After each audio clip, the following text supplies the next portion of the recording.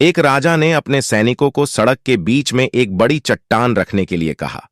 चट्टान को बीच सड़क में रखवाकर राजा ने अपने सैनिकों से छुपकर उस चट्टान पर नजर रखने के लिए कहा कि देखना, उस चट्टान को रास्ते से कौन हटाता है। लोग उस जगह पर आते रहे और जाते रहे, लेकिन किसी ने भी उस चट्टान को रास्ते से हटाने की कोशिश नहीं की।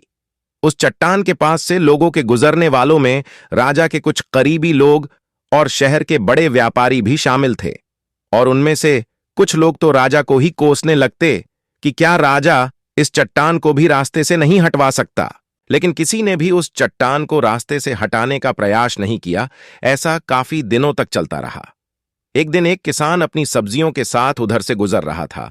उसने चट्टान को रास्ते में पड़े देखा और सोचा कि सबको इस चट्टान की वजह से कितनी तकलीफ हो रही है। उसने अपनी मजबूत लाठी से उस चट्टान को एक तरफ धकेलने की कोशिश शुरू कर दी। काफी कोशिश के बाद वह उसे सड़क से हटाने में कामयाब हो गया। चट्टान रास्ते से हटाने के बाद किसान अपनी सब्जियों को उठाकर जाने ही वाला था कि अचानक उसकी नजर एक पोटली पर गई, जो ठीक उसी जगह पड़ी थी जहां से उसने वह चट्टान हटाए थे।